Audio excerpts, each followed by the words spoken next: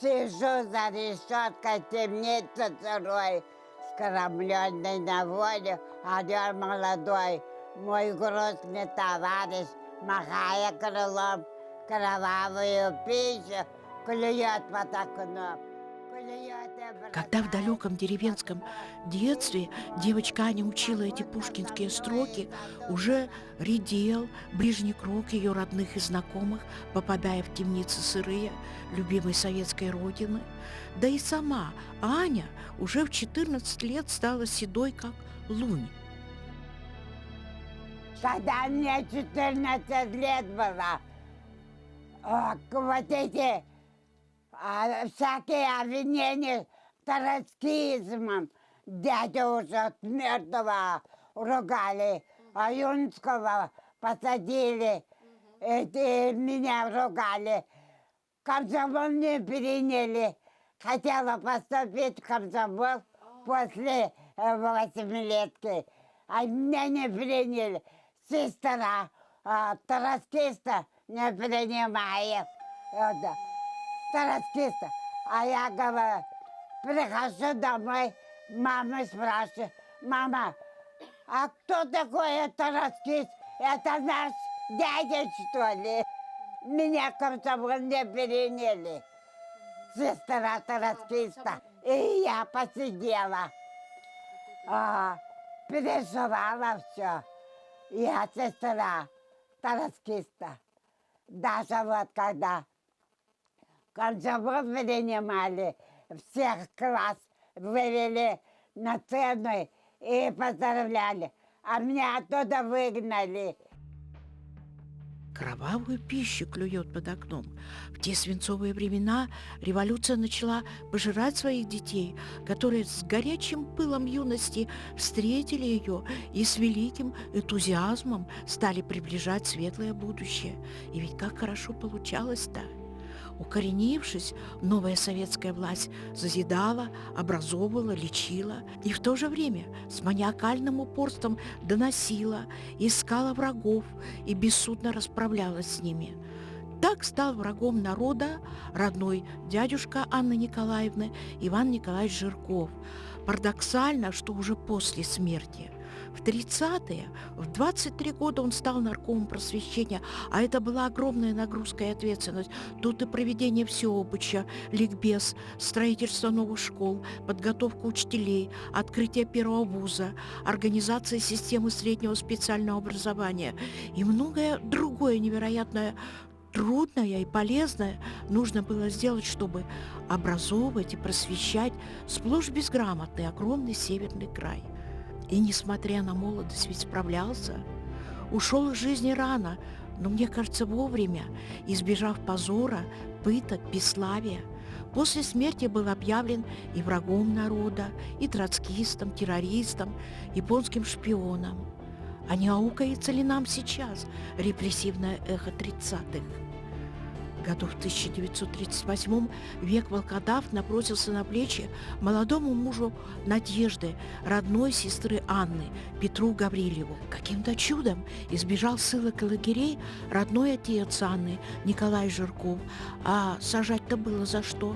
С 15 лет он дружил с опальным поэтом, узником Соловков, анимпадистом Сафроновым. Дружил до самой кончины великого человека. А родители, отец Жирков Николай Николаевич, он работал все время в рыбной промышленности.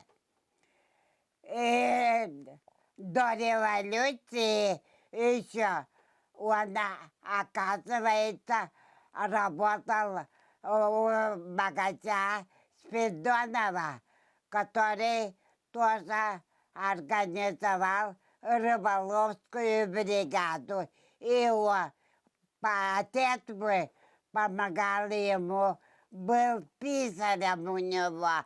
Тот Спиридонов богатый человек, но не образованный, по-русски не знал ничего и не писал. Оказывается, у него не было сына. И этого Аламбу он так Алабай ему так понравился, что он его любил, как своего сына. Тогда парохода не было, катера не было. Они ездили на лодках. А раньше бывала такая большая лодка. Да. И на этой лодке ездили, плавали булон. Как только река тронется, они отправляли булон. И а в самом Булоне не было ни одного дома. Они в палатках там жили.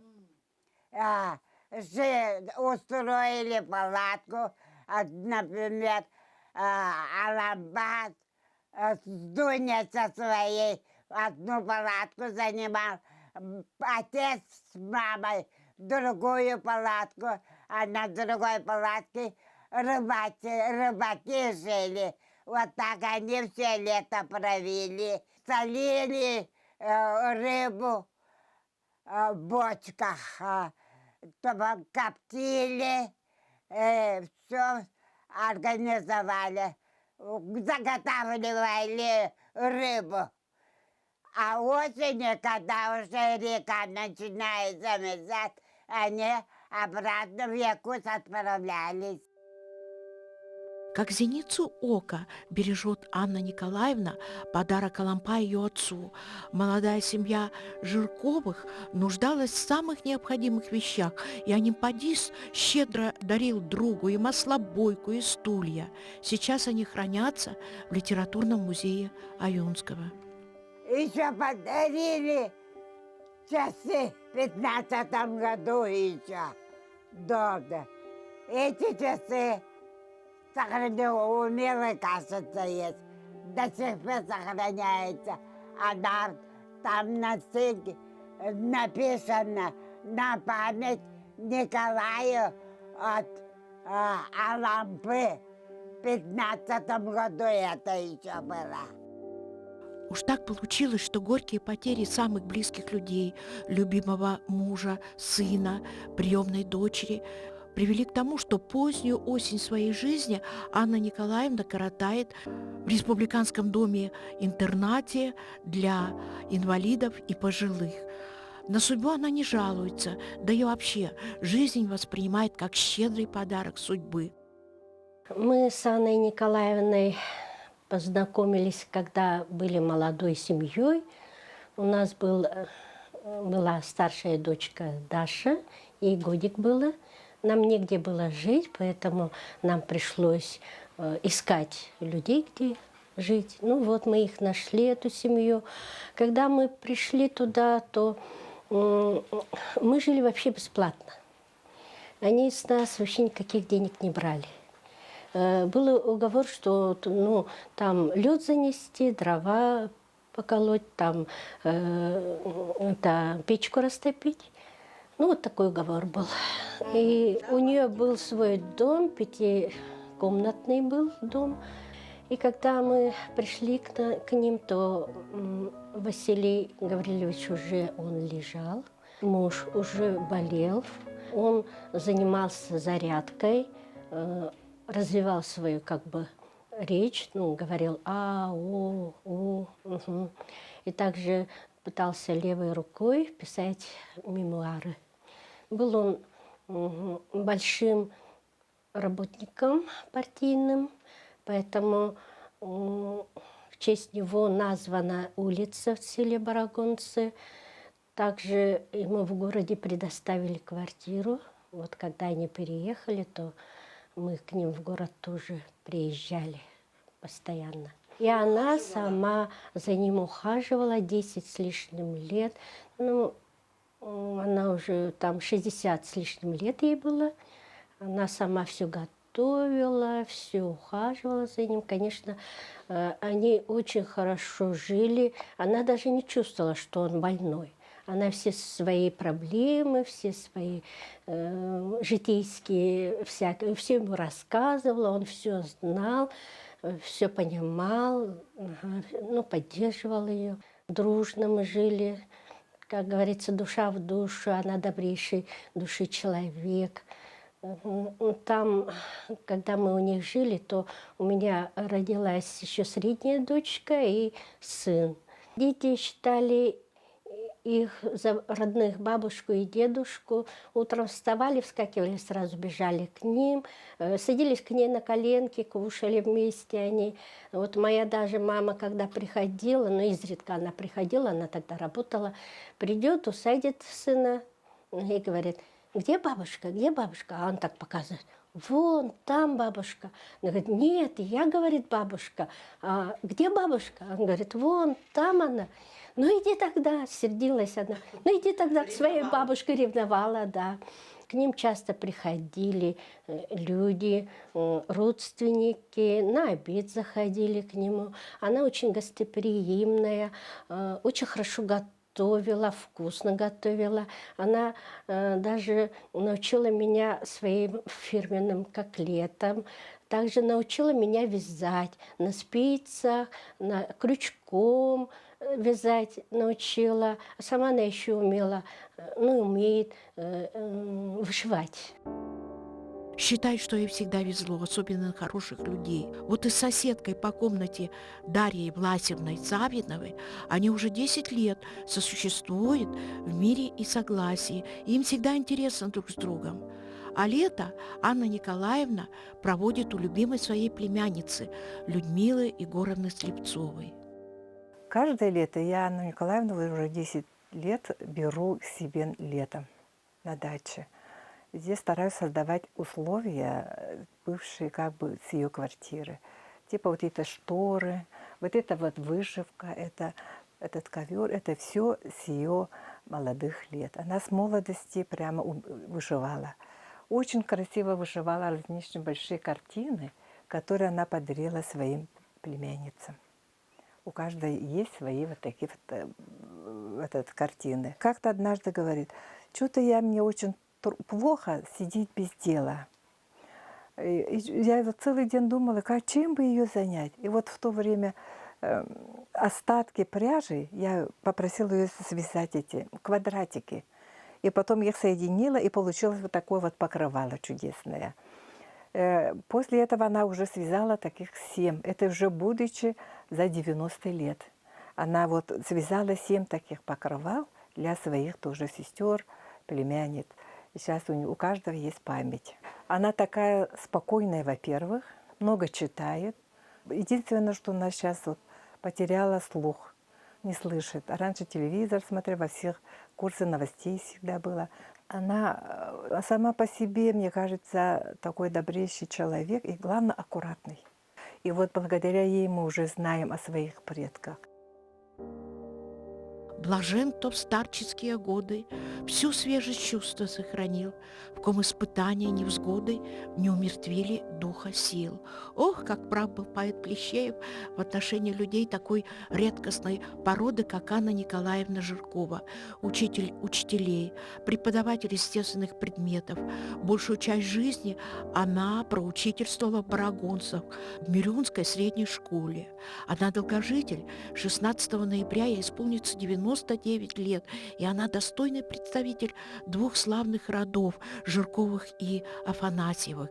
Из рода Афанасьев вышли первые якутские интеллигенты, получившие высшее образование в лучших дореволюционных российских вузов. А вообще историю своих родов Анна Николаевна знает аж 17 века.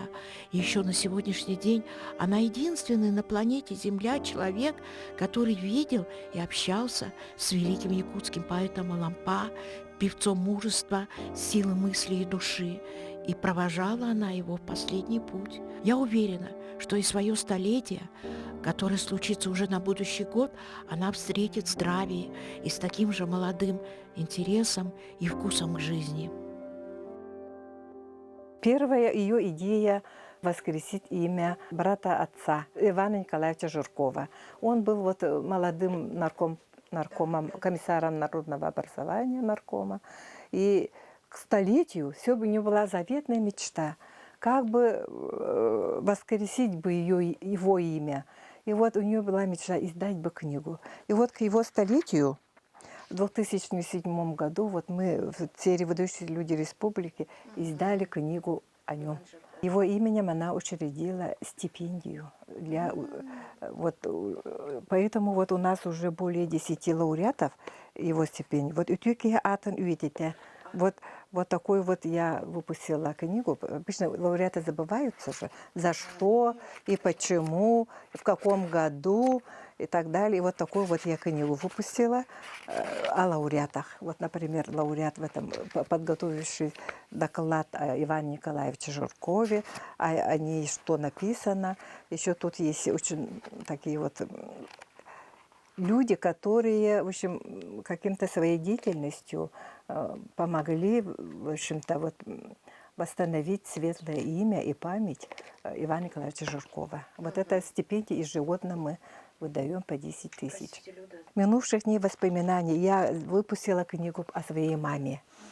Это с такой целью, чтобы мои родные, вот, племянницы, их дети, внуки знали, кто такая была их бабушка и с какого рода она состоит, чтобы они гордились ею. Вот. А потом 90-летию Анны Николаевны, как раз в 2010 году был год учителя, она же учительница 30-летним стажем. И вот как раз вот выпустила книгу о ней. Тут все родственники, все вот, кто хорошо ее знают, они вот тоже дали свои воспоминания, свои рассказы. Самое интересное, да, я тут могу сказать, моя внучка написала «Мудростью богата». Вот такое вот сочинение. Как-то мне попросили в школе написать сочинение, 13 лет. Она написала «Мудростью богата» про эту Анну Николаевну.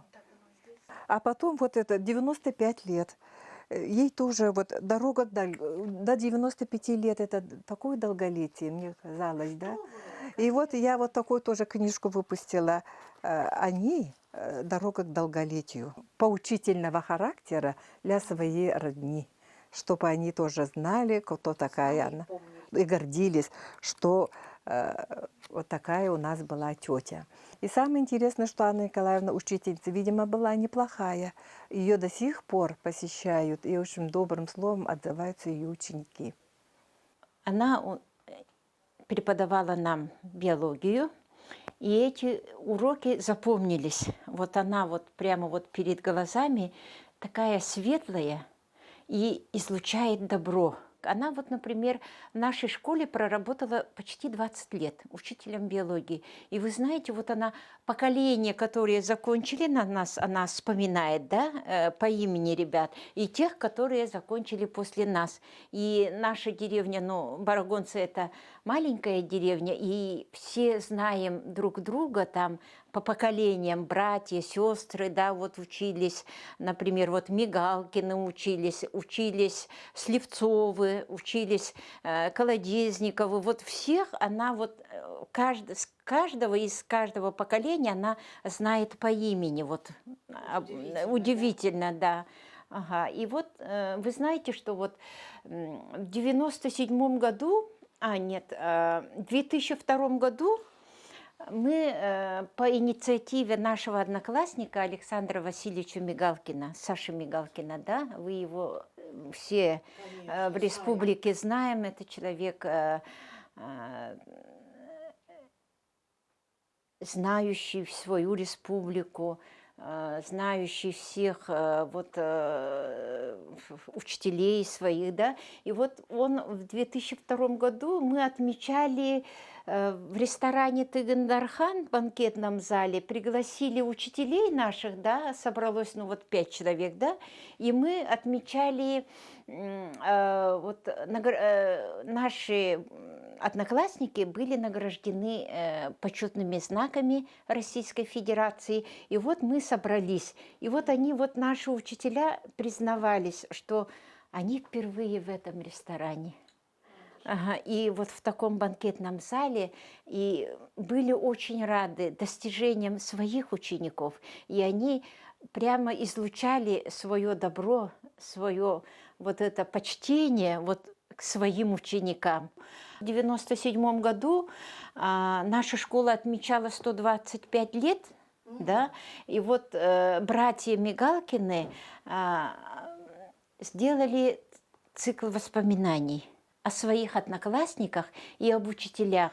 И вот в этой книге об Александре Васильевиче Мигалкине вот есть статья, та, которая в 1997 году в далеком, работая постоянным представителем Республики Саха-Якутия в Северном форуме, в Сан-колледже, он выслал вот свое воспоминание об учителях. И он пишет: «Дорогие мои учителя, всех вас помню, и в минуты раздумий вспоминаю о вас. Мы уже взрослые люди, рядом с вами всегда будем чувствовать себя детьми». Приятно вспомнить об Анне Николаевне Журковой. Прекрасный человек, талантливый учитель. Что-то детское было в ее взгляде и в характере. Милая наша Анна Николаевна. Мы встретились с вами случайно в городе Якутске, в магазине. Сколько забот, переживаний видел в ваших глазах, но вы старались так же, как и раньше, улыбаться и радоваться. Наверняка не хотели меня огорчать своими переживаниями. Вы остались самим собой, и мы будем о вас вспоминать всегда с теплотой и сердечностью. И вы знаете, вот в этих словах столько доброты, которую передали нам наши учителя. В 2005 году мы в Сахатеатре отмечали, как мы закончили школу 30 лет назад.